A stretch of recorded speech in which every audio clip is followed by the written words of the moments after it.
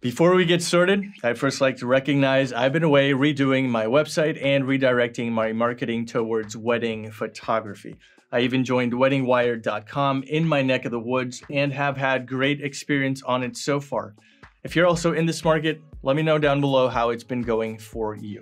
Now, having said that, in today's video, we're going to be reviewing the Canon RF 70-200 f2.8 ISL USM and why I think only professionals should use this lens.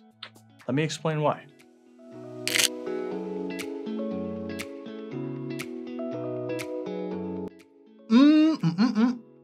So good to be seen, and it's even better to see what's going on. I hope you're doing well and staying safe.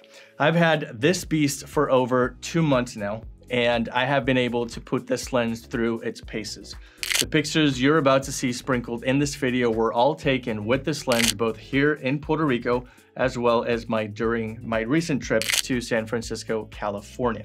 Now, chances are that if you're stumbling across this video, you're still on the fence whether or not you should pull the trigger and get it. So I'm gonna do my absolute best to help you make a final decision.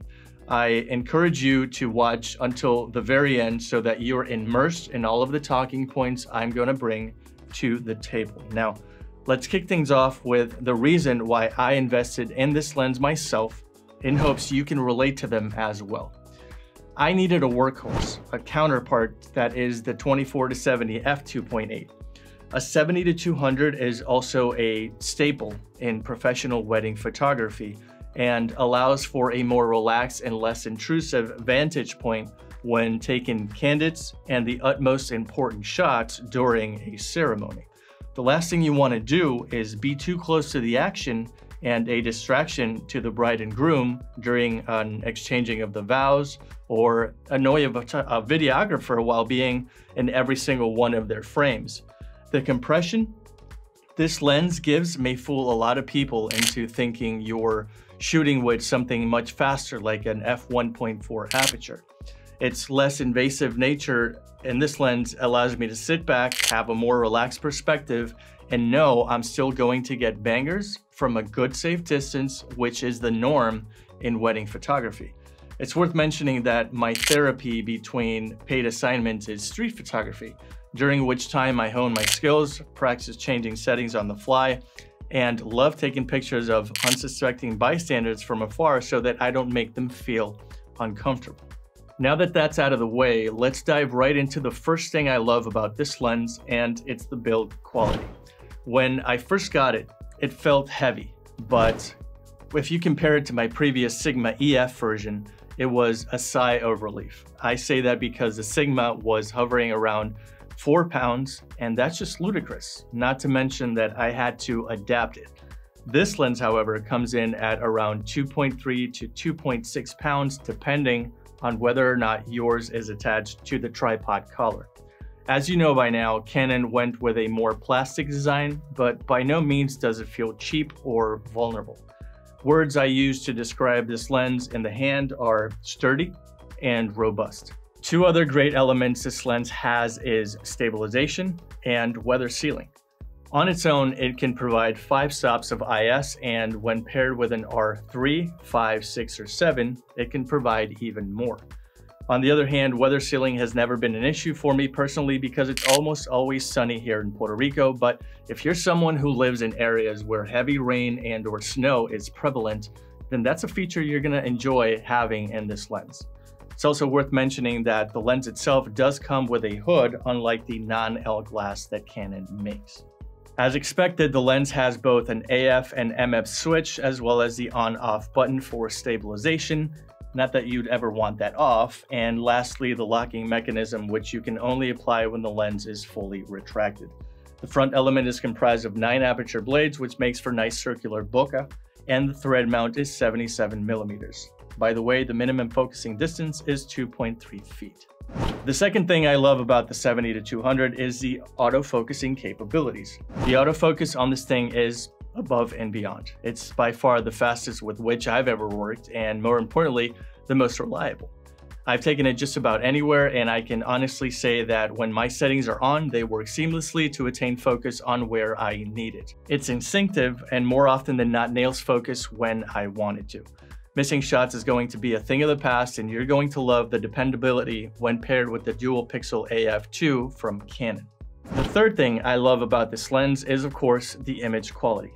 During this past month, I've been able to take advantage of this lens in both indoor and outdoor settings, and I like to now share some of the pictures I was able to take with this lens so that you can get a feel for what this lens is capable of producing. In my honest opinion, these pictures came out tack sharp. I loved the color rendering when going all out, as well as the flexibility it gave me in post with black and white options. The results this lens produces is just otherworldly, and you will not go wrong if you pick one up today. I think this lens is going to be extremely relevant for a long time, and you should not worry about future iterations, seeing as how I believe they have little upon which to improve. Speaking of which, I'd like to take a second to address something that might be of interest to you, and that's talking about the photographer that should be picking up this lens and those who should be passing up on it. I wholeheartedly believe that the only two types of people in this world who should consider investing in this lens are professional photographers and those who have money burning a hole in their pockets. I'm specifically speaking about those who literally feed themselves and or their families through photography, as well as those who are loaded and care little about its price point. At $3 grand, this lens costs more than a few used cars on Facebook Marketplace, so the investment is not to be taken lightly. If you are eyeing this lens with the intention of getting your return on investment within maybe 6 months of purchase, then yes, I encourage you to pull the trigger on it because it's going to make you money as opposed to something that you're going to regret buying. Now, granted, I'm also not telling you what to do with your money, but if you don't see ponying up the dough as a business decision, then go for the more affordable F4 or even an EF version that is a lot cheaper. So now that you know the things I love about this lens, what's the one thing I absolutely hate about it? The control ring placement. When Canon came out with the control ring, I thought it would be a great addition to the maximization of capabilities. Having another dial you could actually control allows me to have greater flexibility when changing settings on the fly, and I've used it to control my ISO on all of the RF lenses that I've owned. On this one, however, I haven't been able to do that because of where Canon chose its location. As opposed to the other RF lenses who have it on the front, this 70-200 has it all the way in the back near the mount. And for a dude with pretty big hands like mine, it's extremely uncomfortable because I can't make use of the ring like I normally would had it been placed in the front. If I were to force myself to use it on this lens, I would have to invert my hand with the palm facing up instead of down like most of us are accustomed to. Furthermore, it creates another bone to pick because now I don't have another point of contact with the lens stabilizing my shot. What I mean is that by having my hand in front, I can steady my hand holding a lot better than if it was near the lens mount. I don't know what Canon was thinking when they did this, but here's to hoping this is the only lens that will have this engineering dilemma. So that pretty much does it for me. 3 things I love and that one thing I hate. Where do you stand on this lens? Let me know down in the comments if you already own it and what your thoughts are. In case I've incentivized you to pick it up, I've hooked you up with the link in the description so that you can check it out for yourself. If this video has been of value to you, stick that thumb you know where, and if we're meeting for the first time, I'd like to hang out again. My name is Francis. I appreciate your time. As always, I will see you in the next video.